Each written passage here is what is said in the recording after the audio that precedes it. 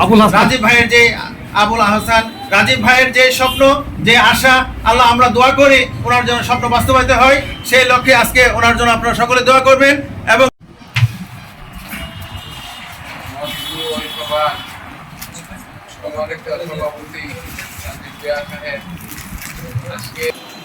অত্যন্ত ভদ্র এবং মানুষ ভালোবাসার একজন মানব দেহ বলে আমার মনে হয়।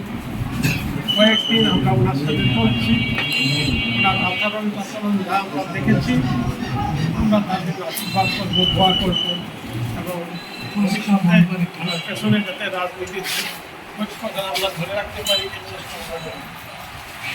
আজকে আমি রাজীব ভাই এখানে উপস্থিত হয়েছে, ওনার মনের আশা আকাঙ্ক্ষা যাতে আল্লাহ পূরণ করে এই দোয়া আমরা করছি। এরপরও আমি একটা কথা বলতে চাই যে যেখানেই আছি আমরা সবাই কিন্তু বিএনপির সদস্য। তারেক রহমান সাহেবের নির্দেশ অনুযায়ী যেখানে গিয়ে আমাদের নির্বাচন করতে হয় আমরা সেখানেই করি। তারেক রহমান সাহেবের নির্দেশে, কেন্দ্রীয় নির্দেশে যার নির্বাচন নবীনগর আমাদের করতে হয়, যে মনোনয়ন পায় তার নির্বাচন আমরা করব এবং ওই নেতৃত্বটা এই পরিবার থেকে থাকবে আমাদের রাজনীতির কাছে। এতে আমরা কোনো তীব্রতা করবো না, কোনো প্রার্থী যাতে আমাদের কোনো হিংসা বিদ্বেষ আমাদের কাছে না আনে। যে মনোনয়ন নিয়ে আসতে পারে ধানের ছোলা, তারেক রহমানের নির্দেশে আমরা আমাদের নেতাকে নিয়ে ওইখানে যাবো। আর আমাদের নেতা যদি পাই আমরাও তাদের কোথাও আহ্বান করবো যে এই পথেই যেন তারা তৈরি আসায় নবীনগর বিএনপির মধ্যে যাতে কোনো ফাটল দেখা না দেয়। আজকে আমাদের নিউ মডেল প্রেস ক্লাব আয়োজিত আজকে এই সুন্দর একটি মনোরম পরিবেশ আমাদেরকে আমন্ত্রণ জানানোর জন্য আরও সম্মান প্রদর্শন করছি আজকের সম্মানিত সভাপতি সহ আমাদের নবীনগর অঞ্চলের কীর্তিমান, বয়োজ্যেষ্ঠ এবং যাদের রাজনীতির পথ ধরে আমরা রাজনীতি করতে সাহস পাচ্ছি, আমাদের সম্মানিত রসুল্লাবাদের প্রাক্তন চেয়ারম্যান সাহেব ভাই, আমাদের পুরো 6 নম্বর কমিটির আমাদের সভাপতি সম্মানিত আপনাদেরকে আন্তরিক অভিনন্দন এবং শুভেচ্ছা।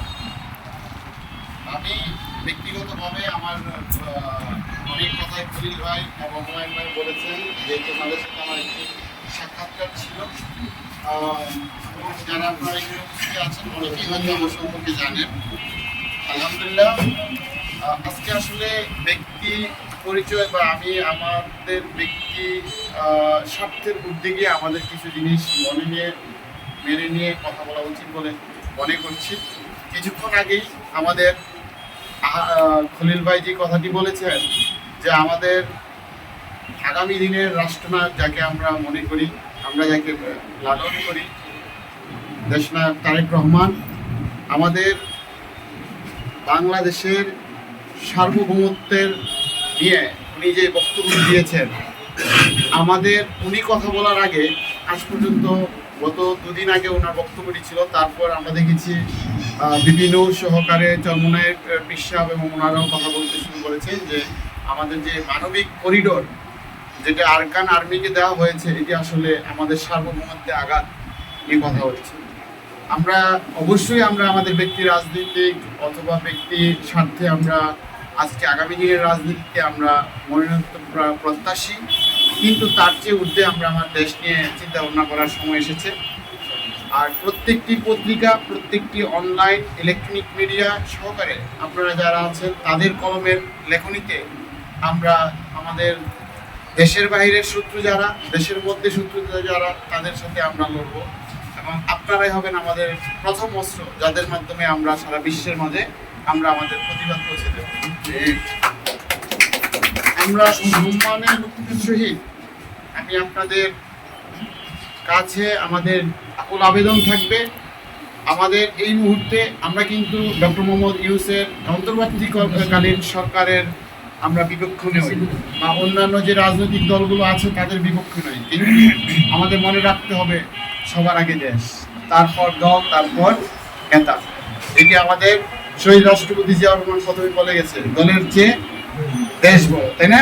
যে নেতার চেয়ে দল বড়, দলের চেয়েও দেশ। আমরা এখন এমন একটি সময় আমরা উপস্থিত তার প্রান্তে, যা হয়তো বা আমরা বুঝতে পারছি না আমাদের ভারপ্রাপ্ত চেয়ারম্যান তারেক রহমান তার প্রত্যেকটি বক্তব্যে সুস্পষ্টভাবে বলছেন যে আমরা এক অদৃশ্য দূতের সাথে আগামী দিনে আমাদের লড়তে হবে, এবং সেই অদৃশ্য দূত কিন্তু আমাদের সামনে আস্তে আস্তে দৃশ্যমান, তাই না? আমরা এখন যেই মানবিক করিডোরের নামে যেই কাজটি আমাদের বর্তমান অন্তর্বর্তীকালীন সরকার করেছে তা আসলে কতটুকু আমাদের জন্য গ্রহণযোগ্য যদি আমরা নিজেদেরকে প্রশ্ন করি।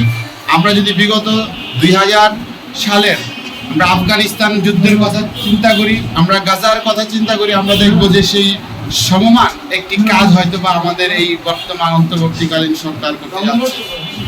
হয়তো বা এটি এখন মানবিক করিডোর, কয়েকদিন পর আমরা দেখব বিভিন্ন এনজিও এসে তার আশেপাশে বলতেছে আমরা তাদেরকে সাহায্য সহযোগিতার জন্য আসছি। আস্তে আস্তে ওই অঞ্চলটি কী হবে, আমাদের হাত থেকে ছাড়া হয়ে যাবে। আমরা জানি আমাদের সারা বাংলাদেশ, আমরা আমাদের যে ব্যবসা বাণিজ্য সব কিছু হচ্ছে আমাদের চিটং পোর্ট কেন্দ্রে। আমাদের এই চিটং পোর্ট যদি না থাকে আমাদের মূল্য এতটুকুও নাই। আমরা আজকে কেন ভারতের সাথে আমরা এই জায়গায় প্রশংসিত করি ডক্টর মোহাম্মদ ইউনূসকে, যে আজকে তিনি আওয়াজ তুলেছেন যে আমরা হচ্ছি এই ওশান, আমাদের এই সাগরের অভিভাবক হচ্ছে আমরা। তো এই সাগর বা এই পোর্ট যদি আমাদের না থাকে তাহলে কিন্তু আমরা আবার নেপাল কিংবা ভুটানের মতো আমরা কষ্ট থাকবো। তখন আমাদের আবার চেয়ে থাকতে হবে ভারতের দিকে, এবং সেটি হবে ইসরায়েল এবং আমাদের ফিলিস্তিনের যে অবস্থা, ঠিক সিমিলার অবস্থা হয়তো আগামী দিনে আমাদের হবে। তো আমরা প্রত্যেকের স্থান থেকে অবশ্যই আওয়াজ তুলব, এবং আপনাদের মাধ্যমে যারা প্রিন্ট মিডিয়া আছেন, যারা ইলেকট্রনিক মিডিয়া আছেন, আপনারা সুস্পষ্টভাবে এই কাজটিতে আপনারা আপনাদের ভূমিকা রাখবেন বলে মনে করছি। আর অবভিয়াসলি যেহেতু একটি রাজনৈতিক দলের মতবাদ নিয়ে আমরা বিশ্বাসী, আগামী দিনের নির্বাচনে নবীনগর 5 থেকে আমি ব্যক্তিগতভাবে জাতীয়তাবাদী দলের মনোনয়ন প্রত্যাশী, এবং ইনশাল্লাহ আশা করি সেদিকে আমার কর্ম, আমার কাজের মাধ্যমে হয়তো বা ইনশাল্লাহ আমাদেরকে জাতীয়তাবাদী দলের পক্ষ থেকে মনোনয়ন দেওয়া হবে এই আশা করি। তবে আমরা ব্যক্তিগতভাবে মনোনয়ন প্রত্যাশী হতেই পারি, যদি দল আমাকে মনোনয়ন নাও দেয়, আমার দলের কাউকে না কাউকে তো অবশ্যই দিবে। যেদিন যাকেই দেওয়া হোক সেদিন আমরা প্রত্যেকের অবস্থান থেকে তার জন্য একত্রিতভাবে বাংলাদেশ জাতীয়তাবাদী দলের পক্ষে আমরা দানাই শীষকে সর্বোচ্চ ভোটে নির্বাচিত করি। ইনশাআল্লাহ বাংলাদেশের সরকার আগামী দিনে গঠন করবো বলে আশা প্রত্যাশা করতে। সবাই ভালো থাকবেন, আমাদের জন্য দোয়া করবেন। ইনশাআল্লাহ আবার দেখা হবে। বাংলাদেশ জাতীয়তাবাদী দল জিন্দাবাদ, বাংলাদেশ জিন্দাবাদ। তথ্যচিত্রে মজিবুর রহমান শামীম, নবীনগর খবর।